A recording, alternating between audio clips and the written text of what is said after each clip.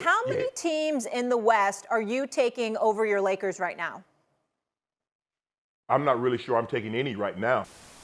Are you questioning whether or not GOAT James in a 7-game series, Luka Doncic in a 7-game series, are you willing to take these young pups just started preschool? Shea Gilgeous is in kindergarten. The Thunder, a Boost Mobile bundle, WWE Royal Rumble. Lakers in 5. As I'm sure you guys know, when it comes to ESPN, they are obsessed with 3 sports teams: the Dallas Cowboys, New York Yankees, and LA Lakers.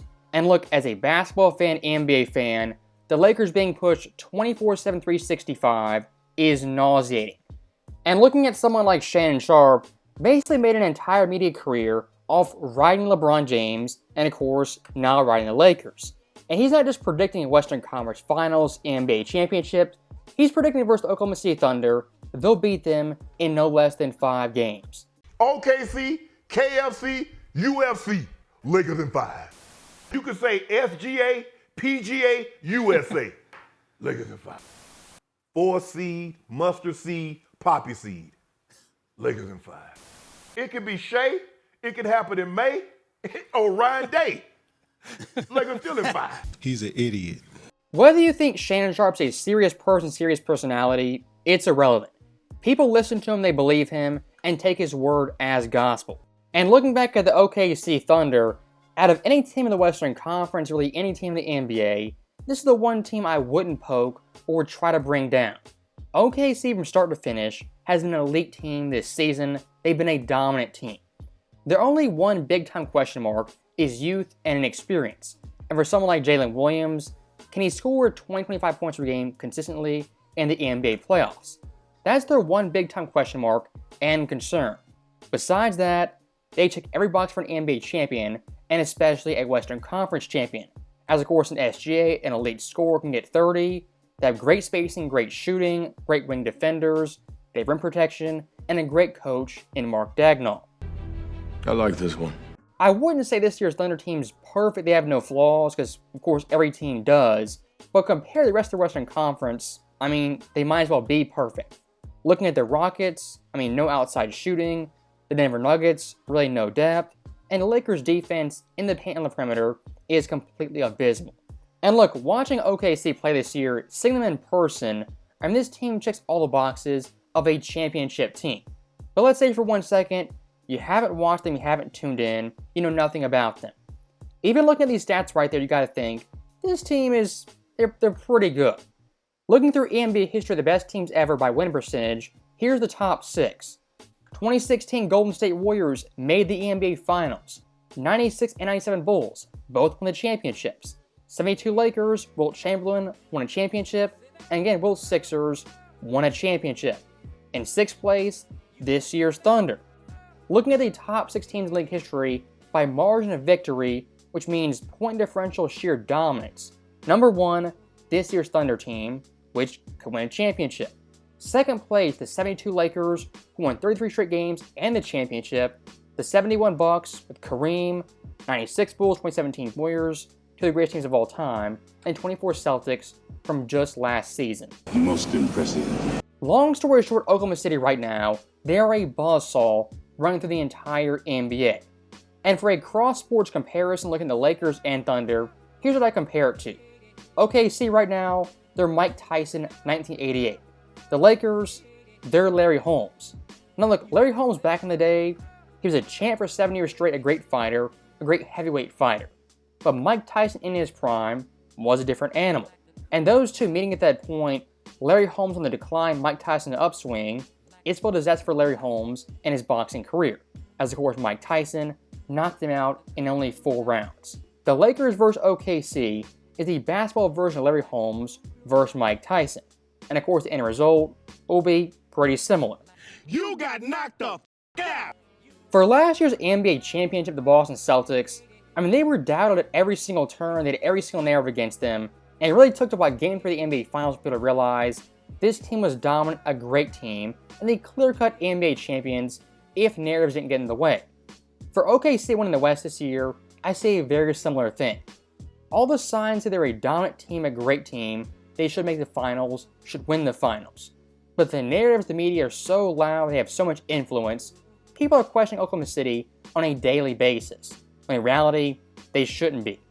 OKC this year, first all-time in margin of victory, first all-time in SRS simple rating system, first all-time in net rating, the 4th best offensive rating, and 5th best defensive rating in league history. Off sheer numbers alone, Oklahoma City is one of the greatest teams of all time. Of course, don't have a championship yet, so to be determined, but OKC right now is the clear-cut favorites to win the Western Conference. If you're picking the Lakers, LeBron, and Luka to beat this team, it's basically your heart versus your brain, emotion versus logic. And like we see at ESPN on a daily basis, these people don't deal in reality. It's Cowboys, Lakers, Yankees, no matter what. Those teams should win, they should dominate, they should win the championship. Are you questioning whether or not GOAT James in a 7-game series, Luka Doncic in a 7-game series, are you willing to take these young pups? So stopping Shannon Sharpe right there yet again, putting all this faith in GOAT James win a championship at age 40, just, it's all hope, emotion, no logic, no reasoning, no nothing. This guy in the past 8 years has one championship that came in the bubble. And of course, post-2020 Shannon Sharpe, every single year, has predicted a championship 21, 22, 23, and 24. And of course, 25, doing the exact same thing. So Shannon Sharpe having blind faith in Luka and LeBron James, it's really nothing new. But like we saw last year, Mavs vs Celtics, just putting sheer blind faith in a team doesn't do anything for the actual championship and the actual outcome. As of course, looking at that finals, Boston was a clear-cut better team, had more talent, depth, defense, and I'd argue better coaching. But of course, the media narrative, Kyrie and Luka Doncic, I trust them more than Tatum and Brown. And of course, that might be true. But basketball is a team game. It's played top to bottom, not 2v2. And of course, every single game in the playoff series doesn't come down to the final buzzer in the final crucial seconds. And again, looking at these OKC versus Boston comparisons, just so many parallels this year versus last year. OKC right now, despite the stats, the numbers, the depth, the obvious fact they're a championship team, they're still being doubted. Last year being the 1 seed, it was kind of a surprise. This year being the 1 seed, we expected it. But we didn't expect 65 wins, possibly 70. OKC at every single turn had exceeded expectations that were already high. And looking at their post-All-Star break numbers, they keep leveling up and keep being a buzzsaw for the NBA. As post-All-Star break are 20-3, of course the best in the NBA, first in scoring, first in plus-minus, and first in three-point shooting. And if that wasn't enough, first in net rating, offensive rating, and second in defensive rating. You can't mess with perfection. And look, me pointing out these stats, pointing out these numbers to OKC, they're a very good team.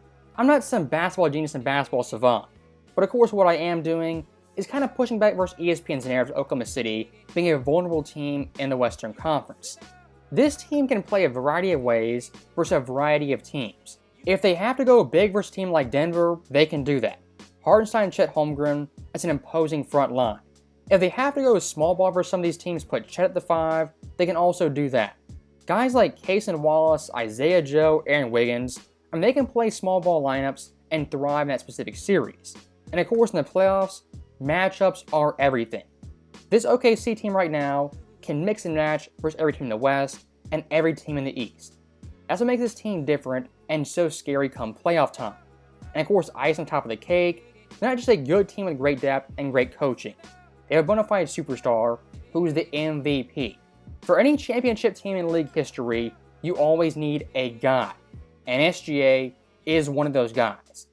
So that right there is the end of the video, and I'll say one last thing. Great championship teams in league history, they're not built behind a desk at first take.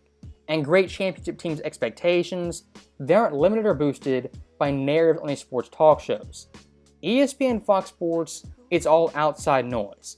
Trust your eyes, what you're watching, what you're seeing, and what the numbers say. And what the numbers say, Oklahoma City is a historically dominant team that should make the NBA Finals.